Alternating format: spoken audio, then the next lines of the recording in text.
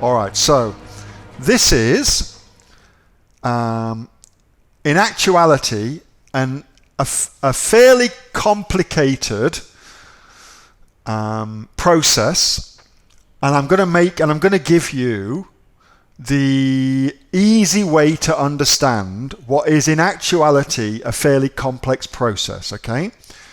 So, where to start? Well, let's start with Amazon, because that's a good place for any understanding of the best way to do something on Amazon is to think about this from Amazon's point of view. Now, what is Amazon's point of view when it relates to products on page 1 of Amazon? Pretty simple. Amazon is in the business of delivering to its customers the best possible solutions to their problems.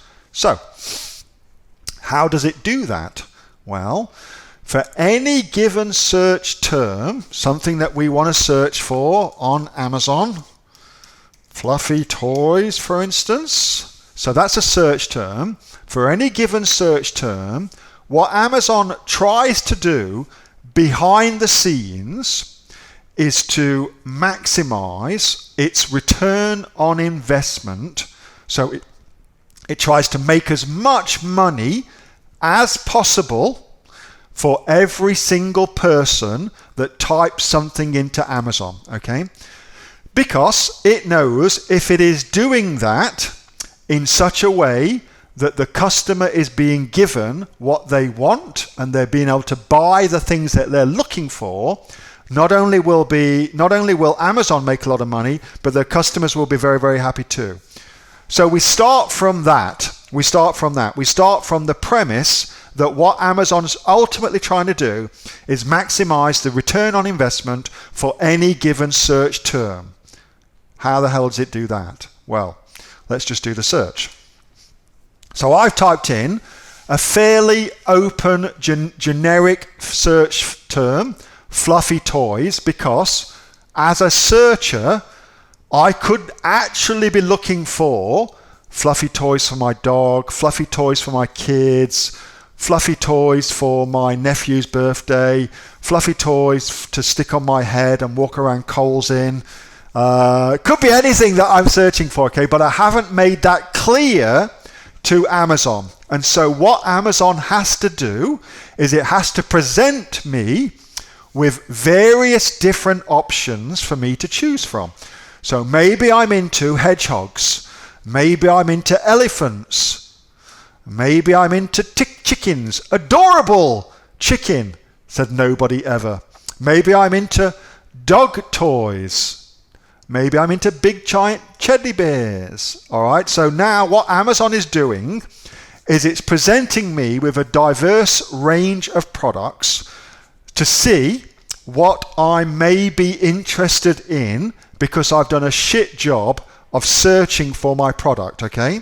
So let's think about that just for a quick second. What Amazon's trying to do is it's trying to figure out what product is relevant for my search term, for me as a searcher.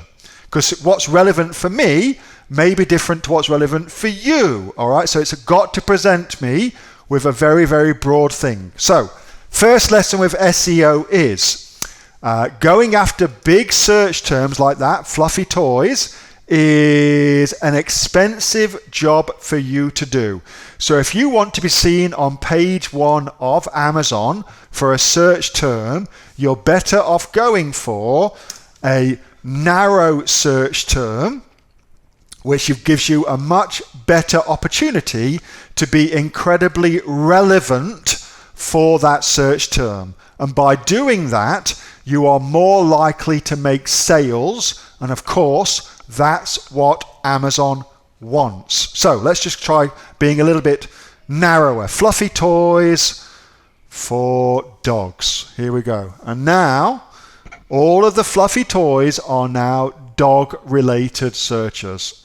Fluffy toys for dogs with squeakers. My pug loves squeakers. Fluffy dog toys with squeakers. All right, so I'm getting more and I'm getting a better and better at searching for my product, and therefore Amazon can get more and more targeted in what it delivers to me. And so if I have optimized my listing for the search term fluffy dog toys with squeakers, it's much, much easier now for me to rank on this page, given that that's what I sell. Here's an interesting question for you. This is just as a side note. If you were selling a product that was a fluffy dog toy with squeakers, what could you do to the hero image to make it obvious that there was a squeak on it? What could you do to the hero image that would make it obvious that it had a squeaker? What could you do? Little things like this are so important, all right? And look at how little everybody else has done to demonstrate that the thing squeaks in the image. Nobody's done it. Sound file, you couldn't do a sound file. Add the word squeak, that's it. You could do that. You could have sound lines, that would do it too. Either of those two things would do it. Either of those two, you could put the word squeak on it, or you could put sound lines, and instantly that would make it obvious that the fluffy toy had a squeaker. All right, just little shit like that. It means so much. Anyway, that's a slight aside. So, how do you rank on page 1 of Amazon? Simple. It's actually really, really simple. All you need to do is suss out what search term your product is best linked to, and then optimize your listing for that search term, and then become the product in the Amazon catalog that makes the most sales when somebody types in fluffy dog toys with squeakers, for instance. That's what you have to do. Now, that is pretty simple explanation. Clearly, it's complex, but as a kind of like wrap your head around that shit, that's what you have to do. Now, blatant sales pitch alert. Blatant sales pitch alert. If you would like to learn how to do that step by step, then I suggest you go and get my Amazon SEO course, which is freaking awesome. And, by the way, is brand new and updated as of, 10 days ago, something like that. So consider getting that. It's at amazonseo.com.au.